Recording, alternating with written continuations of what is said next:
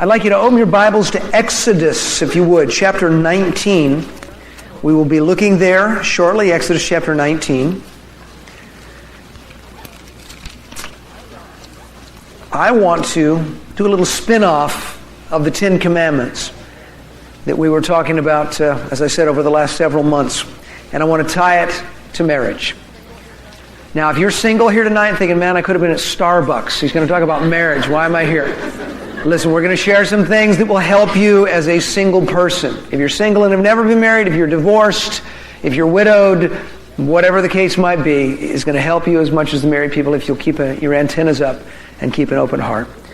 Good marriages, good relationships don't just happen. They have to be worked at. People don't just get lucky, marry the right person, and have a great marriage. A good marriage has to be built on more than passion. It has to be built on principle. And in the Scriptures, we find the absolute best guidelines and principles for a healthy marriage and a healthy relationship anywhere in the world. And the good thing is God's words are never outdated. His principles, they don't just work for someone living in the Middle East 2,000 years ago. They're just as applicable today as they ever were.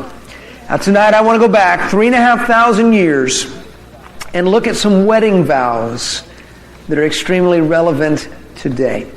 I don't know if you realize it or not, but God looked at Israel as His bride. He called Israel His bride. In the book of Jeremiah, God says, "You've been an unfaithful wife," talking to His people, so much so that He put them away and gave them a bill of divorce. In the book of Hosea and the book of Ezekiel, the Lord uses the same analogy that He is married to His people, and the metaphor is carried on into the New Testament. The church is called the bride of Christ. God is saying the closest relationship that you can understand, the most intimate relationship that you can understand as a human being, that's how close I want to be with you. And so after God brings His people out of the land of Egypt, He gives Moses the Decalogue, or the Ten Commandments. And as we found out from studying them, they weren't just a list of do's and don'ts. It's not some stairway to heaven. As much as anything, they were wedding vows for God's people. God was saying, if you want to have a long-term relationship with me that is healthy and growing, here's what you need to do. In fact, just before He gives them the Ten Commandments in Exodus 20, look at the language He uses as He addresses them in Exodus chapter 19, beginning in verse 4. "You've seen what I did to the Egyptians, and how I bore you on eagle's wings and brought you to myself. Now therefore, if you will indeed obey my voice and keep my covenant, then you shall be a special treasure to me above all people, for all the earth is mine." That is romantic, intimate language. I brought you to myself. You're my special treasure. And then God gives them, as we come to chapter 20, the Ten Commandments. In verse 3, we find commandment number 1. He says, "You'll have no other gods before me." In verses 4 and 5 and 6, He talks about not making a graven image to bow down to it. In verse 7 is commandment number 3. "You shall not take the name of the Lord your God in vain, for the Lord will not hold him guiltless who takes His name in vain." Commandment number 4 is in verse 8. "Remember the Sabbath day to keep it holy." Commandment number 5, verse 12. "Honor your father and your mother, that your days may be long upon the land which the Lord your God is giving you." Commandment number 6, "You shall not murder." Commandment number 7, "You shall not commit adultery." Commandment number 8, "You shall not steal." Number 9, "You shall not bear false witness against your neighbor." And finally, commandment number 10, "You shall not covet your neighbor's house. You shall not covet your neighbor's wife, nor his male servant, nor his female servant, nor his SUV, nor anything else that he has, not even his garden hose. Don't covet." Now, I want to briefly touch on, their relevance to our relationship with God vertically, and we spent a lot of time on that. But I'll touch on that, and then we just want to shift them and talk about how these same principles apply to a love relationship and a marriage relationship between a man and a woman. All right, commandment number 1, God says, "You'll have no other gods before me." God is saying, I want an exclusive relationship with you. I want to be your one and only, not just flavor of the month. St. Augustine said, if Christ is not valued, he's not valued at all unless he's valued above all. How appropriate in marriage as well. It's an exclusive relationship. Henry Ford, on his 50th wedding anniversary, was asked, how he had such a successful marriage. His response was this: I've had a successful marriage for the same reason I've been successful in business. I stick to one model.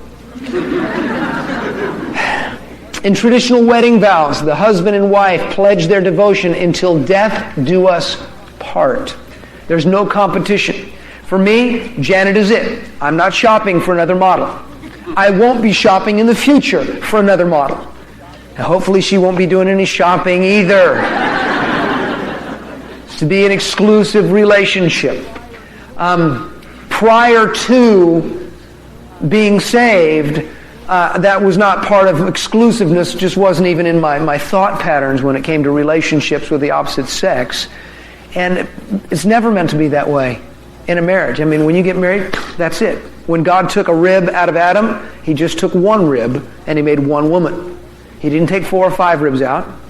So, okay, Adam, here's Eve, and here's Samantha, and here's, Joyce, and here's Lois. And it was exclusive. There's just one. And coming into a marriage, that's just it.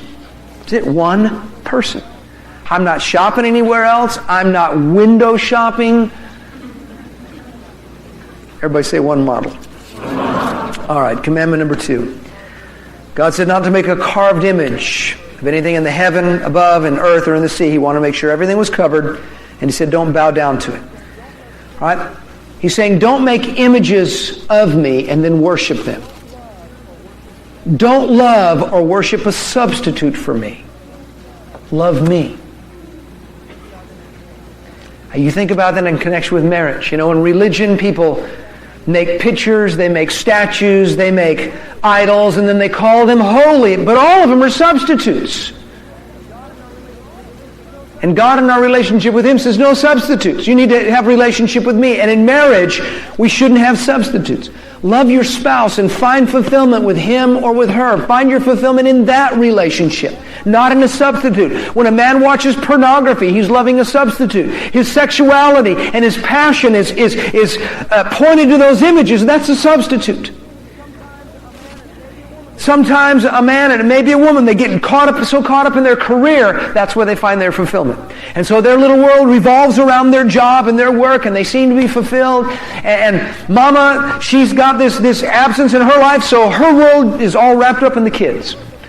And that's where she finds her fulfillment. And it looks like a happy home. They're married, 10 years, things seem to be fine. 15 years, things seem to be fine. 20 years, maybe 25. Everything's great until he retires. Or until the kids grow up and leave home. And then suddenly there's a crisis, and you find people getting divorced after 25 years of marriage. It's because they were like two ships passing in the night.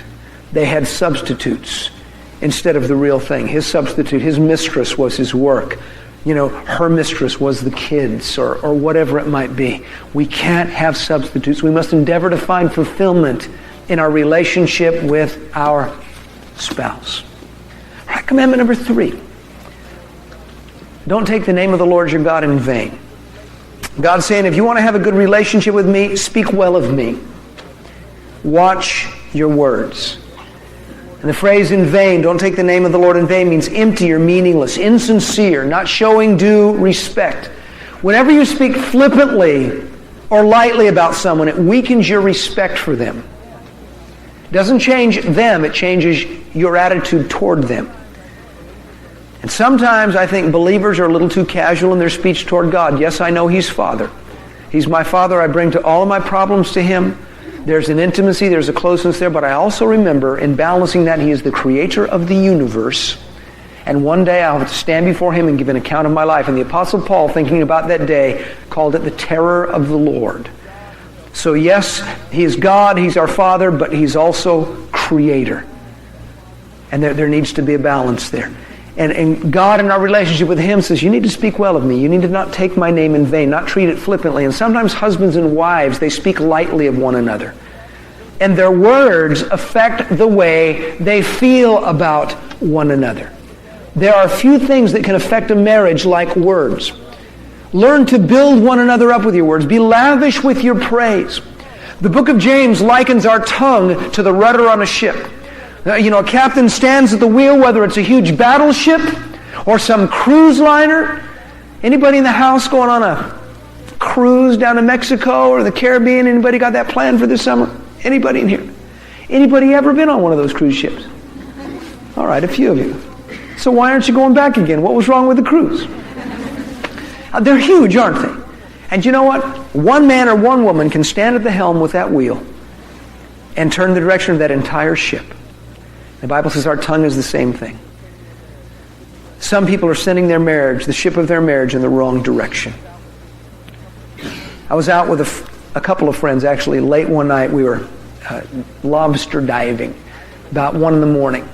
And I'm in the water with another guy, and you can hear there's some guys out on the other side of this rock pile going up and down in this cigar boat, 40, 50, 60 miles an hour. Zoom, zoom. I mean, just going fast back and forth. And then all of a sudden you hear this boom, and we're in the water, and the guy that's running the boat says, I got to go see what that was. And actually what they'd done is ran their cigar boat at about 60 miles an hour into the rocks. Shot straight up in the air about 30 feet, came down and sunk. And so there's two guys floating around in the water. One of them's got a broken leg, and it was freezing, middle of winter out there. A pair of shorts on, T-shirts. And so our guy came and picked him up and then left us out in the water out there for about 45 minutes while he took him into to the dock in there and got some help for him. The boat didn't just hit the rocks by itself. It got steered into the rocks. Marriages don't end on the rocks of divorce just by happenstance. They get steered there most of the time with the words that people speak. Think about the words that you're speaking in your marriage. Are they critical? Are they demeaning? Are they negative? Those are having an effect on your relationship. Choose to speak words that build up. Speak words that give life. If you don't want to have a divorce, don't talk divorce. If you don't want your marriage to end up on the rocks, don't talk that way. Look for good things to put into your spouse. Janet and I were at a ministers' meeting some years back, and I've been convinced for a long time that 95% of the preachers preach too long. Some people just think they're a lot better than they are. Most people are not good enough to preach 90 minutes. I'm not good enough to preach 90 minutes. I'm just not. But some people think they are. And people's attention span usually lasts about as long as their rear end lasts. And we're in a meeting, and this guy, brilliant material, but he was so boring. Just this monotone on, and he went for 2 hours and 10 minutes. And so I'm trying to stay awake and trying my best to concentrate, and I look over, and there's a couple there, and they got their two sons, about 13 years old and 15 years old, and those two boys, they took notes and listened the whole time. And we're all fidgeting, and I thought, they're robots, surely. The parents must have them on drugs, something. And so after the meeting got over, Jan and I went over, I wanted to talk to these parents. I said, look, I got to ask you a question. I said, I've seen lots of teenage kids, and our kids were a lot smaller, back then. I said, how did you do that? What's your secret? And so they began to tell me, and then shared some of their secrets with their boys, and one thing led into another, and they began talking about how, the boys, they fought, but they were really good with each other. Said, because we make them, if they get in a fight, they have to face one another, look in one another's eyes, and say, you know what, you're my brother, I love you. I'd never do anything to hurt you. And they said, it just works amazing things. And said, we found the same thing works in marriage. And my ears pricked up. They turned out to be pastors out in the desert area. Said, we have couples that'll come in to counsel, and a lot of times it's just, they've already made up their mind, they're divorcing, they just want to say that they tried everything. And the husband sits on this side of the couch, the wife sits on that side of the couch, they cross their arms and look in the opposite direction. And they say, now, okay, Pastor, you've got 30 minutes to fix our marriage.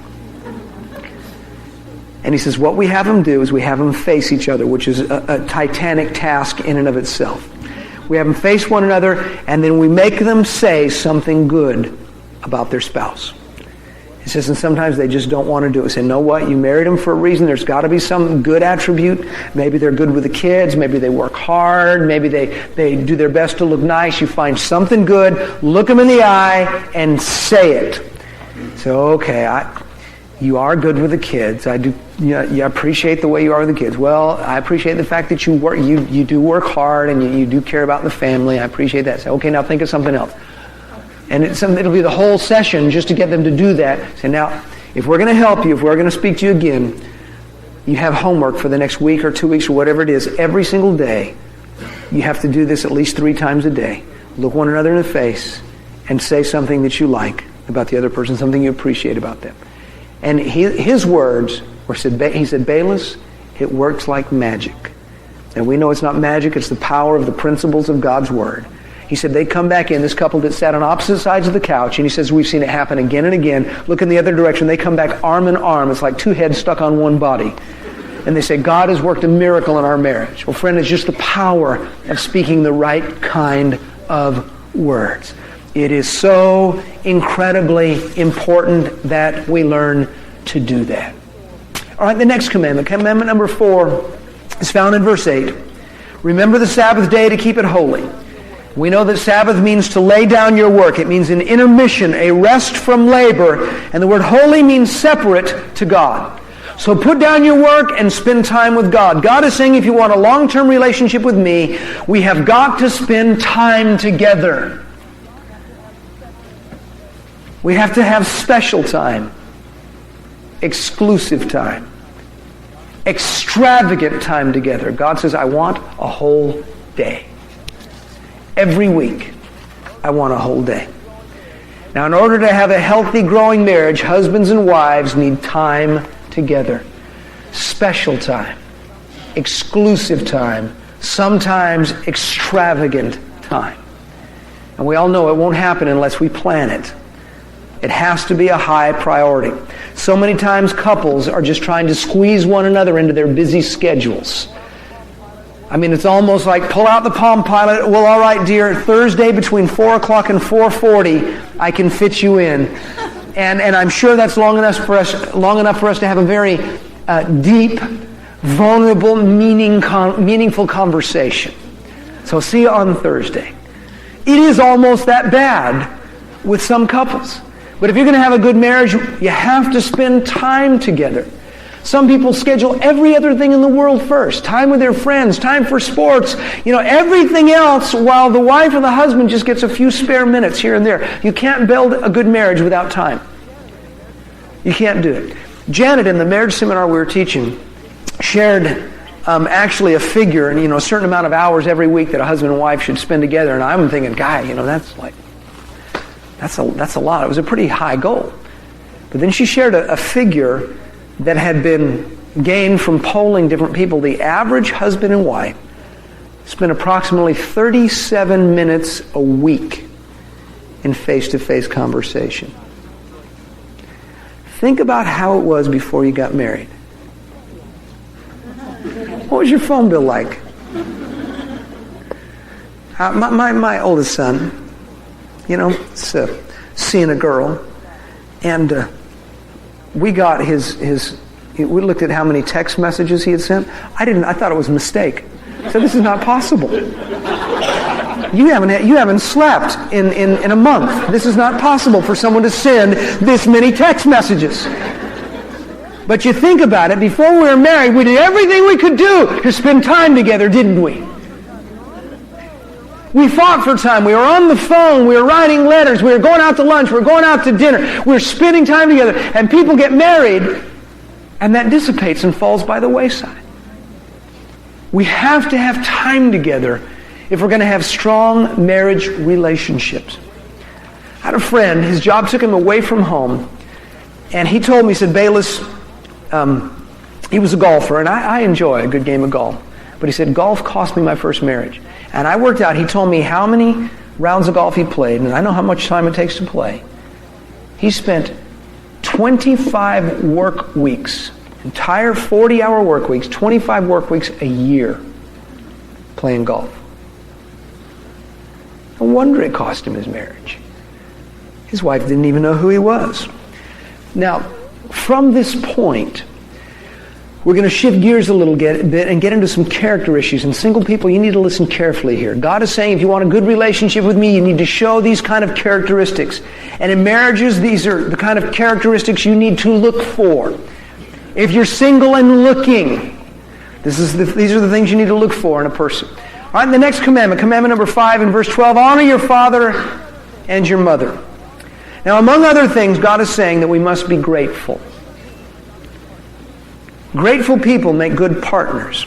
Among other things, parents put much toil, energy, time, money into the raising of their children.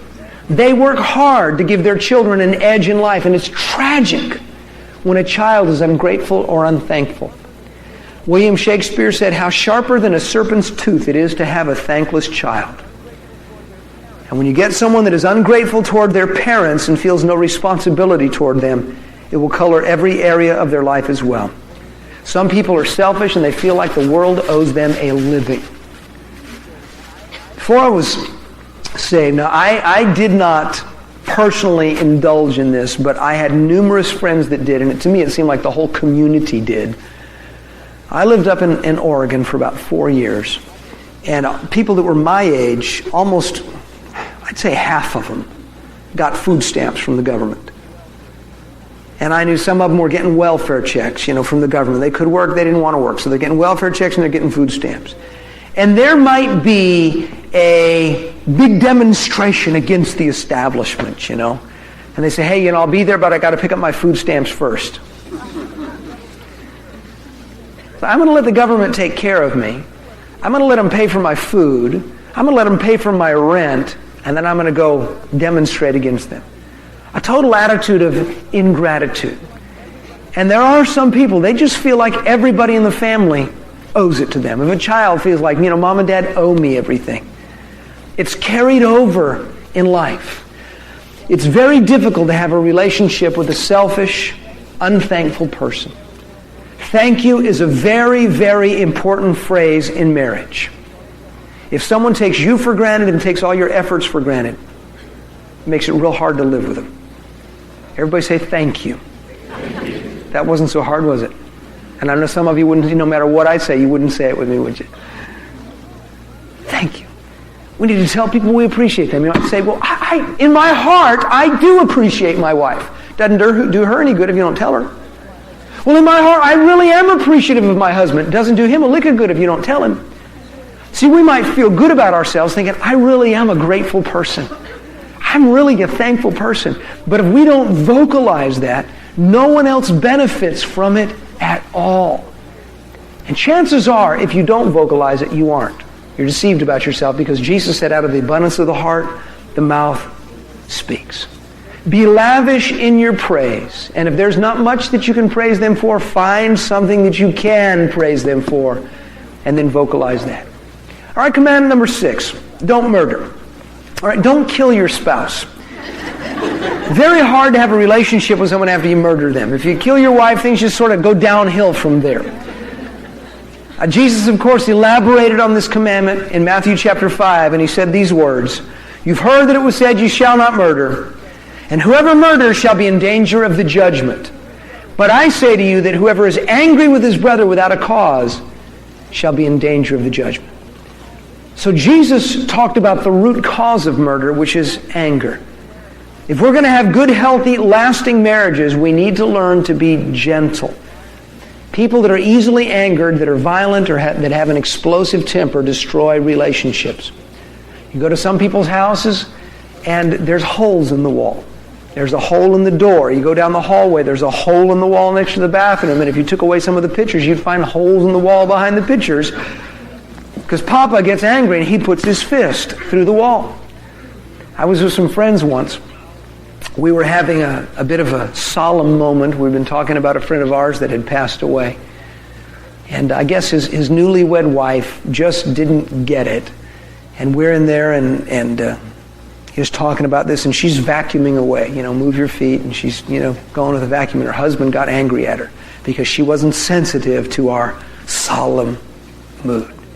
He walks over, and they've been married 2 weeks. He walks over, grabs the vacuum out of her hand, and threw it through the wall. There's a hole this big in the wall, and then he just sat back down and never said a word to her. Marriage didn't last too long.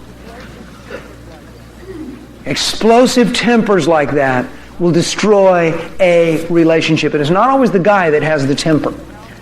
Some of the ladies have the temper too. Go to the house and, hey, the TV remote doesn't work because she's thrown it across the room. And the dishes are busted because she's thrown the dishes.